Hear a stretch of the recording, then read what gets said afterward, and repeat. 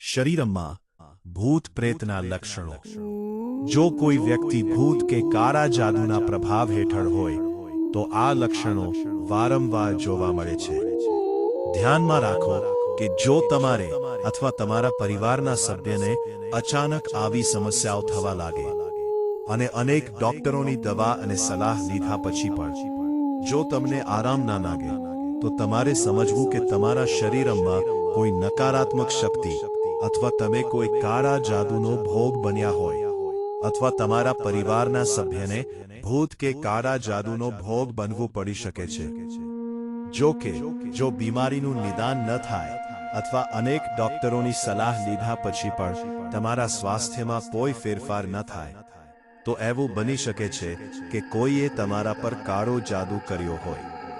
પહેલો સંકેત એ છે કે દુષ્ટ આત્માઓના પ્રભાવ હેઠળની વ્યક્તિ અચાનક ઘર છોડવા માટે તૈયાર ન હોવા। કાર્ય ગમે તેટલું મહત્વપૂર્ણ હોય તેઓ બહાર જતા નથી।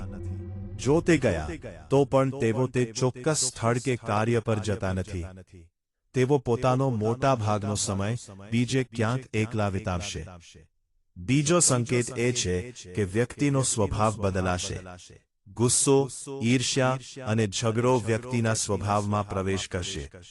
તેઓ કોઈ કારણ વગર પરિવાર અને સમાજ સાથે ઝઘડો કરશે। ત્રીજો સંકેત એ છે કે તેમનું શારીરિક સ્વાસ્થ્ય અચાનક બદલાઈ જશે। તેમનું લોહી ઝડપથી ખરી જશે। ચોથું ચિહ્ન એ છે કે તેમના વાળ અચાનક ખરવા લાગશે। પાંચમું ચિહ્ન એ છે કે તેમના શરીરમાંથી દુર્ગંધ આવવા લાગશે।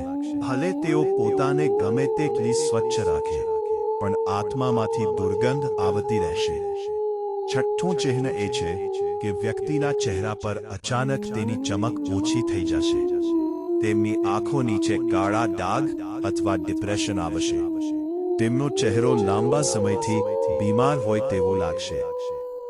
સાતમું ચિહ્ન એ છે કે જે લોકો ક્રિયાથી પ્રભાવિત થયા છે તેઓ ઘણીવાર કોઈ પણ સમયે અચાનક ચક્કર અનુભવે છે। આઠમું ચિહ્ન એ છે કે વ્યક્તિના હાથ અને પગ ધ્રુજવા લાગે છે અને બેચેન થઈ જાય છે। વધુમાં એવું પણ જોવા મળ્યું છે કે આવા વ્યક્તિઓ વારંવાર દિવાલો જેવી વસ્તુઓ સામે માથું અથડાવે છે। નવમું ચિહ્ન એ છે કે આમાં વ્યક્તિઓ અચાનક ખોવાઈ જાય છે, પરેશાન થાય છે અને એકલા પડી જાય છે। તેઓ ઘણીવાર એવી જગ્યાએ વધુ સમય વિતાવે છે જ્યાં નકારાત્મક ઊર્જા અનુભવાય છે। દસમું ચિહ્ન એ છે કે જે વ્યક્તિઓ ક્રિયાથી ગ્રસ્ત છે તેઓ વારંવાર આંખ મારતા નથી। આ ત્યારે જ જોવા મળે છે જ્યારે વ્યક્તિ શક્તિશાળી આત્માથી ગ્રસ્ત હોય છે। વધુમાં આ સંકેતો નકારાત્મક ઊર્જા ધરાવતા લોકોમાં પણ જોવા મળ્યા છે। અમને આશા છે કે તમને આ માહિતી ગમી હશે। આવા વિડિયોઝ મળતા રહેવા માટે કૃપા કરીને અમારી ચેનલને સબસ્ક્રાઇબ કરો।